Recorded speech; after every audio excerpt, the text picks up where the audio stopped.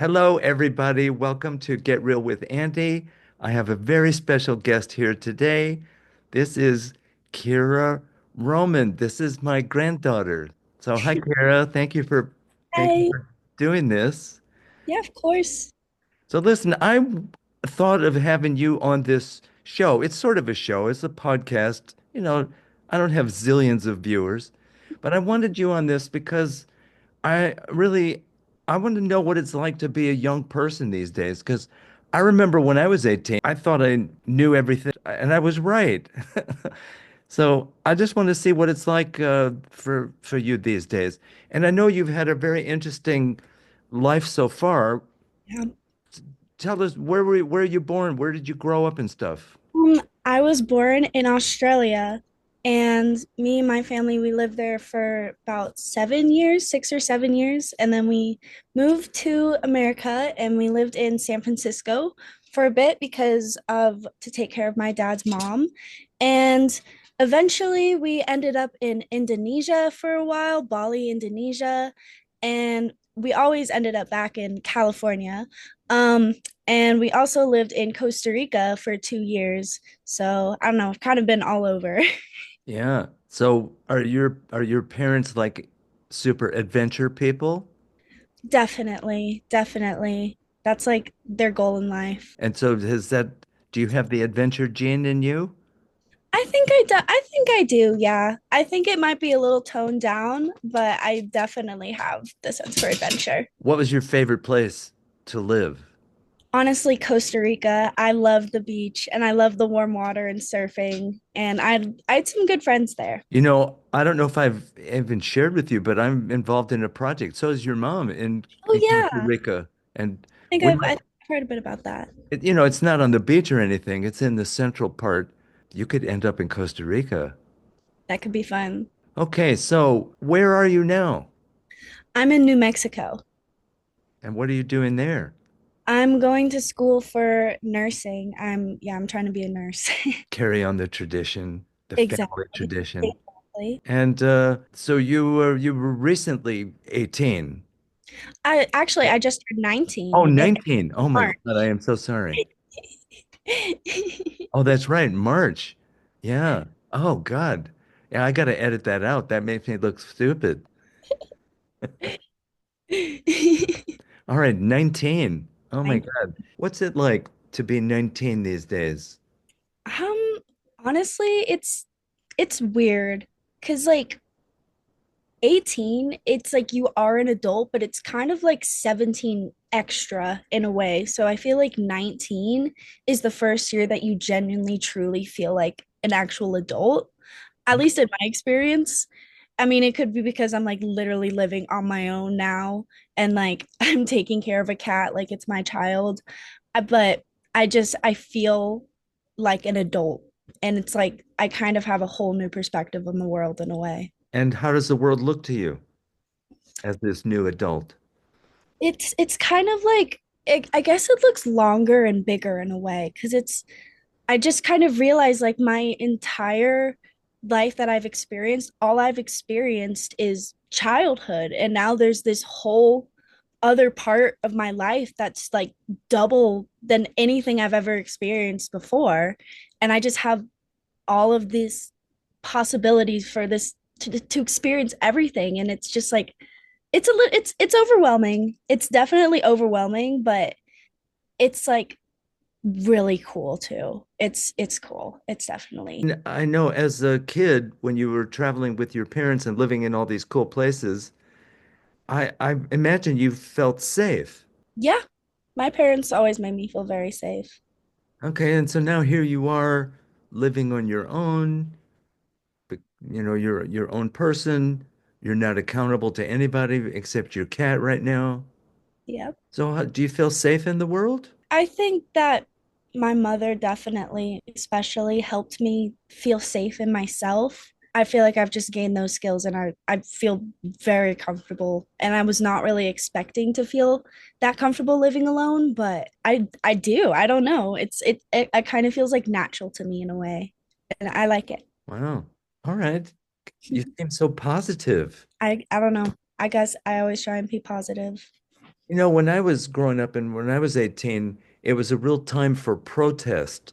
It was the Vietnam War, and there were all kinds of things where there was what we called the counterculture, where people were started saying, you know, we're going to live on farms, we're going to just go back to the land, drop out of society, and create a whole new world.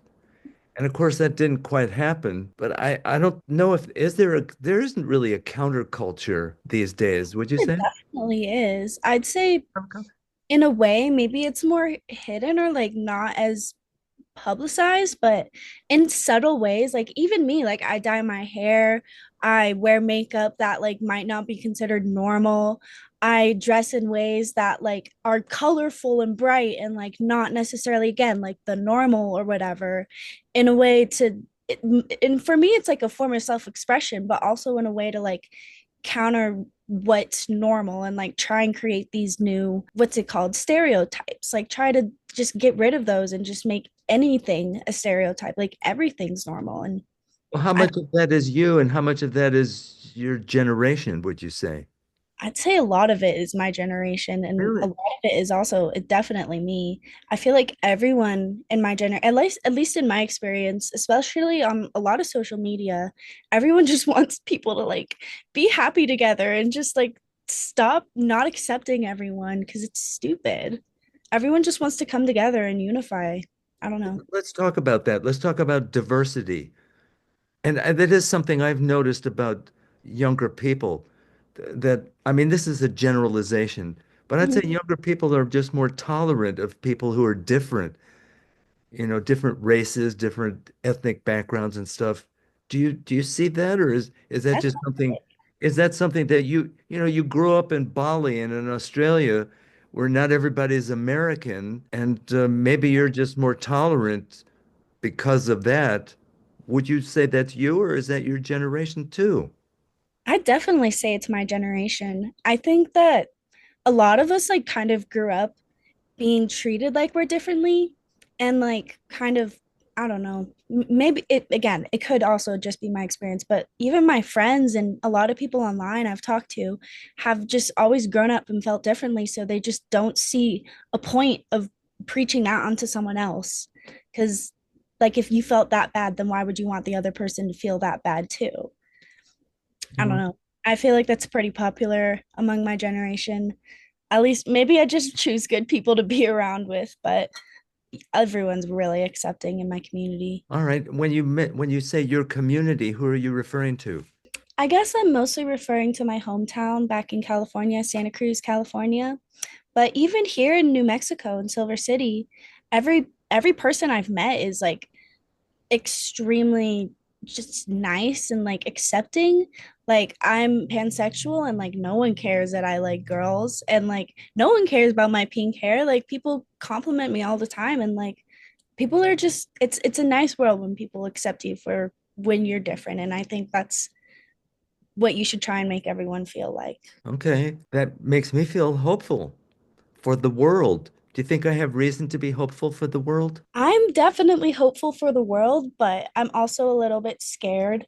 But I definitely see a big light in the tunnel, and I think that my generation is going to do a lot of work to try and better the world. And I don't know. I guess I am very hopeful for my generation. Wow. I don't know why I was sort of expecting something more dark or something, but Well, I think a lot of us too, like we have experienced the dark, so we kind of know how to handle that in a way. what do you mean by that? You've experienced the dark. Um, I don't know. Again, maybe it could just be the communities that because I've experienced some pretty dark things in my life, definitely. And I think a lot of people too have just become comfortable talking about their experiences, especially again, like especially online. These people are able to come together about these shared experiences they had either in their childhood or in their early teens or even early 20s or whatever. And they can just like talk to each other and take that in. And I don't know, a lot of people my age too use humor as a way to like make themselves feel it's like a trauma response, right?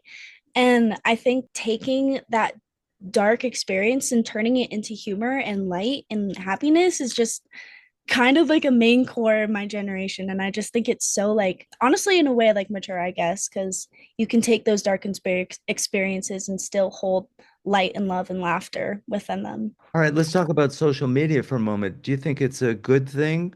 You know, I've heard a lot about people bullying and, there's a dark side to it. Yeah. But are you saying that that kind of sharing even happens on social media, or is that just more personal with your friends that you talk Mm-mm. about your childhoods and stuff? On TikTok especially, everyone in the comments a lot of times, like I will scroll in the comments for hours because these random people who don't like who have like these random usernames, they don't know each other. They're just talking for hours about random experiences they had. Like they'll even be TikToks that are like you can just trauma dump here and like let's have a conversation. It's like a free therapy session in the comments, and everyone's just genuinely super supportive and like actually cares to talk about it.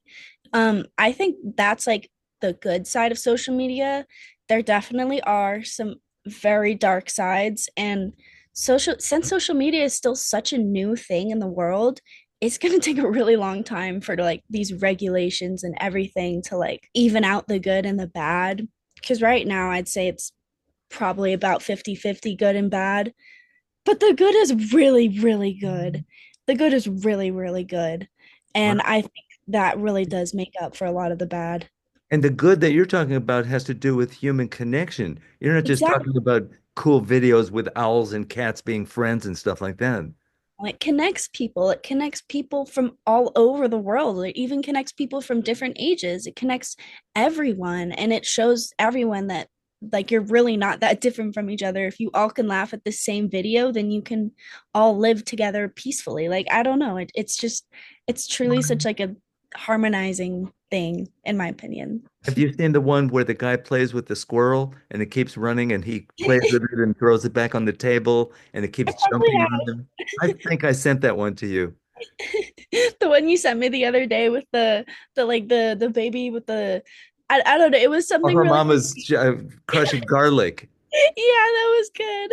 I tell you, the laugh of that baby, there's nobody that couldn't be touched by that because that baby laughed with all her heart and soul. Exactly. It's so sweet. It is so sweet. And I personally feel enriched by these little video things. Mhm. There is a bunch of stupid things. I do my best to weed those out, and I've unfriended people on Facebook because they were just negative. And so I think it depends on what you focus on, isn't it? Yeah, I mean that one of my favorite things too about social media is the block button. Oh, yeah. Hmm. Somebody should write a book called The Block Button. I'd read it. I think you should write it. Should I? Just a book about all of my worst enemies. Yeah, that'll get you in a good mood. Oh, definitely. So do you have like, you said that you're going to go to nursing school. Yeah. That's like a long range plan. Yes, it definitely is. Right now, I'm taking like my prerequisite courses, which I think is about like 2 years worth of courses. Yeah. And then I'm pretty sure the actual nursing program is like 3 years. So it's a 5 year commitment, but I'm willing to see how far I can take it. Like I'm willing to try. And if anything, like I'll take a break and finish it later. Like since I started this so young, I kind of gave myself a lot of possibilities and choices. Huh, okay. I mean, I went to nursing school and did nursing stuff, but I Mhm. didn't do that until I was in my 20s. I mean, I was still young, I would say. Maybe I was older than that. No, I might have been 30. Yeah. And you can start at any time. Yeah. And you know what? I went through it and did it, and I didn't stick with it. I don't work as a nurse now, but I'm grateful for my experience. I tell you, I've seen some things. It was very enriching. And the Yeah. coolest stuff that I saw that I strongly suspect you will also encounter is the human factor. People, when they end up in the hospital, they're facing their own finiteness, and some of them are facing their own mortality. And when families, that's the part that fascinated me the most. That's why I went on to do psychotherapy type stuff. It was the human drama, the human reality. Yeah, it's truly fascinating. And even if I don't like fully become a nurse, if I have that experience, because I know I want to do something in the medical world. I was even thinking about maybe being an EMT, like driving an ambulance. That'd be super cool. Being the first person on the scene, Oh that'd my, be really cool.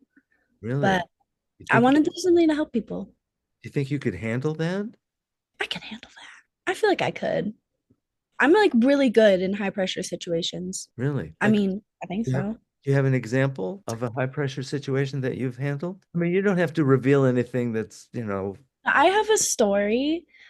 When I was living in Costa Rica, you probably heard about this. When I was living in Costa Rica, I was babysitting my sister and my neighbor and her two brothers, and we were playing in their house, and they had this swing.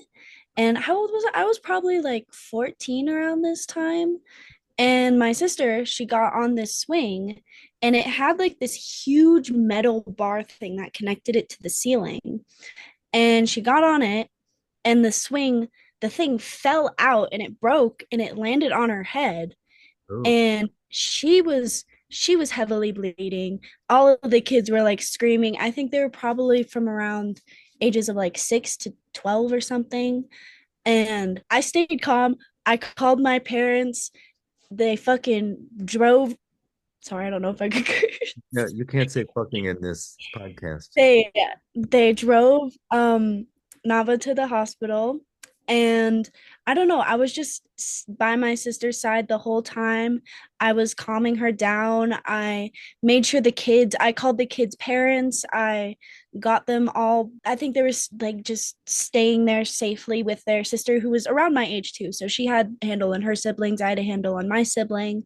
And yeah, I don't know. I just remember being very pointed to what I needed to do and able to stay calm in that situation, taking care of all those little kids, especially because I'm pretty sure two of them had autism. So they were pretty freaked out too, because it was a scary moment. But yeah, How did you end up being so calm and focused like that? I don't know. I guess I kind of grew up in a chaotic household, and that I feel like that definitely helped me be prepared for the true chaos of the world and stuff. Learning as I was young. I'm sorry, I'm just imagining your parents listening to this. It's okay. My mom knows. My dad probably won't see it. What'd you say about your dad? That he probably He won't see it? probably won't see it. Hey, I'm going to send him a link. Do it. I will. Because, to celebrate you. Okay. Oh, really? So I mean, I think it sounds like you had a really positive experience in that crisis moment and you liked it. You liked how you felt, you liked how effective you were, and you liked how you actually helped these young people, younger people than you who were, they were probably really scared and stuff. I guess in a way, yeah. I mean, it That's was the definitely terrifying, but it felt good to like help people. that's the stuff of nursing. You're good nursing material. Thank you. But you also said that you said that if you don't make it through, I mean, are you actually, is that sort of a safety net you're giving yourself that, Yeah, in a way, but I'm just like putting that there so I'm not like actually scared to do it. Because if I don't have a safety net, I'm not gonna do it at all. But I know I'm gonna be able to do it. Like I'm gonna be able to do it, but I just have to like ease my anxiety in a way, you know? all right, it won't be easy sometimes. That was my experience in nursing school. And I'm going to reveal this, I had special privileges. Do you know why? Why? Because I was a man. They were eager to have men in nursing. And I'll tell you, I made mistakes that my female student counterparts made, and they dropped out of the program or were kicked out for the same mistakes that I made. And it was like, well, he's learning. And so it was much harder on the women. I That's know, not fair at all. that's actually crazy. Let's talk about that for a moment. Do you experience, we talked about diversity and how your generation is more just accepting of people and their sexuality and that sort of a thing. But let's talk about gender things in terms of what I was just mentioning, that I had some privileges for being a man. When I did a rotation in a municipal hospital and I had my little male nurse's outfit on, which was different than the female nurse's outfit, student outfit. people thought I was a doctor in training. And so they treated me different. What about you? What's your experience? Have you encountered sexism or Honestly, I'd say within like the workplace, I feel like a lot of people become really accepting of that stuff. Like a lot, every place that I've worked at has usually either had more women working there or like an equal amount of men to women. But I'd say the most sexism I've experienced is like sexualization, like people just treating women differently in a creepy way because they're women and kind of just taking away that power by turning women into an object and like it's a weird.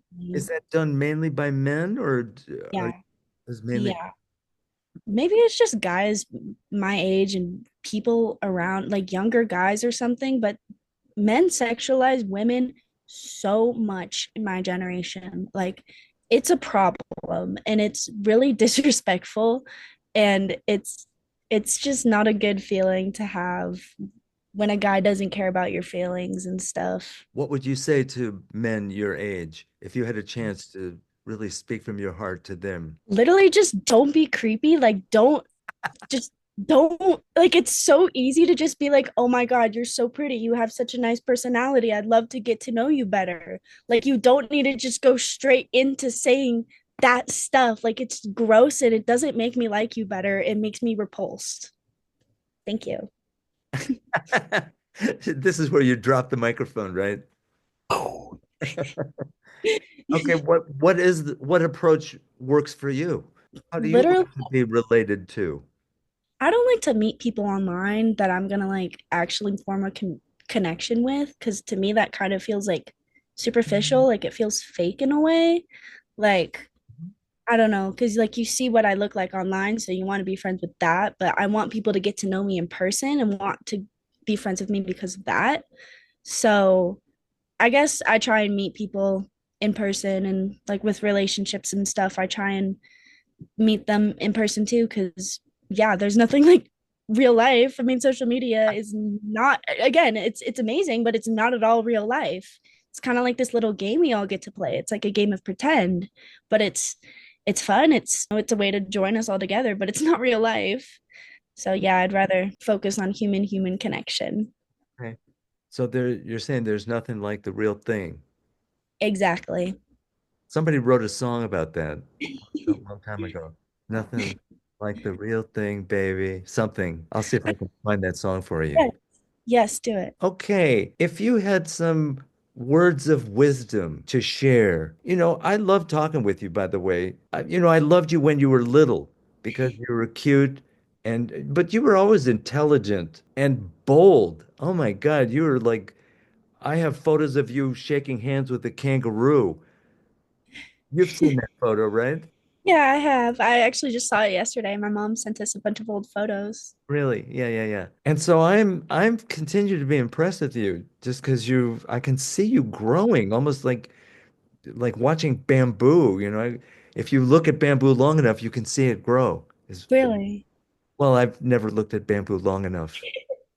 So, I'm really loving talking with you now because you do make me feel hopeful Oh, for, good. for really for the future generations. I thought, our generations have messed things up and you're just inheriting this super divisive messed up world, global warming and economic blah blah blah and all this stuff. But listening to you, it's like, wow. And you actually are coming into your own as a young adult person and you're Yep. feeling confident, you've got a long-term plan. Oh my God. What would you say to people that might be experiencing some kind of trouble in their life? We haven't talked about addictive stuff. We haven't talked about drug or alcohol or anything like that. But what would you say to somebody, maybe your own age or even a little younger? I'd say everyone has to go through their phases. Everyone has to experience what they have to experience because the universe has it like it's all there for you and you can't really stop what's going to happen.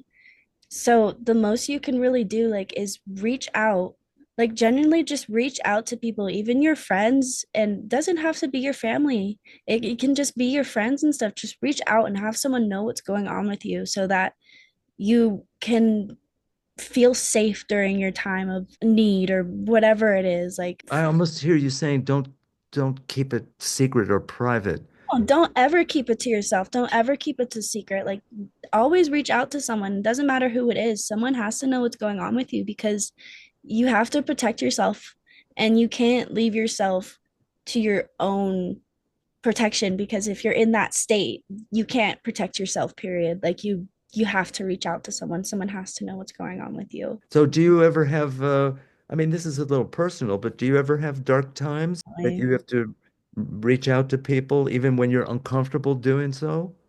I call my mom whenever I'm having a panic attack, a little freak out. Like even if I can't like decide what to eat for dinner, I call my mom. Even if like I'm cleaning my room and I'm having trouble, I can't do the dishes, I call my mom. Like I've even though I'm like doing pretty good on my own, I have freakouts all the time. I get panic attacks and it's really hard, but I've been in therapy for about like 4 years or something. So I've really come up with these strategies and discovered the people that I can lean on. And I've utilized them now that I'm living alone because I genuinely have to. I've been like forced to actually take care of myself and reach out when I need help. So, yeah, I call my mom all the time and I freak out all the time. Do you ever feel isolated and or lonely or anything? Because I mean there you are living by yourself in a whole new town. You know, you visited that place when you were younger, but you this is you living in this new place. I really feel like I'm supposed to or like I should, but I genuinely really don't. I have my cat and I feel like that sounds like, oh, crazy old cat lady, but I feel so Wait, wait, at wait. peace. Crazy young cat lady. You're right, you're right, you're right. But I've made a couple friends here like recently in like the last month or something. I've made a couple friends and I've been here for about 6 months and I don't know, I feel really happy and comfortable and I talk to my friends every day. I talk to my mom and my sister every day. And I don't really feel that isolated. I see my uncle who lives 2 houses down almost every day too. And I even saw grandma earlier today. I saw my grandma. She says hi, by the way. Okay, yeah, say hi back. But yeah, I feel really loved and really happy even though I am alone. Okay, beautiful. All right, listen, I'm almost ready to wrap it up. Do you think you'll ever go back to Bali or Costa Rica? Yeah, you're definitely going back to Costa Rica because I'm Yes. going to take you to Costa Yes. Rica. I want to go to Costa Rica so badly, but I don't necessarily know about Bali just because I know it's quite dangerous over there now. And I'm there, yeah, there's a lot of scary things that happen when I live there. That, yeah, I don't know about that. All right, what about other places in the world that you've never been to?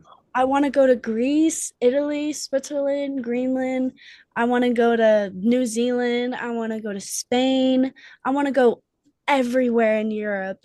And like, I want to go to South America. I want to go to Argentina. There's so many places that I want to go to, but I know that, What about Africa? yes, that would be really, really cool too. Somewhere I don't even know, everywhere. I need to wait until I get the money though first. So that's the plan, nursing school, money, travel the world to the biggest extent that I Huh. can. You know about traveling nurses, right?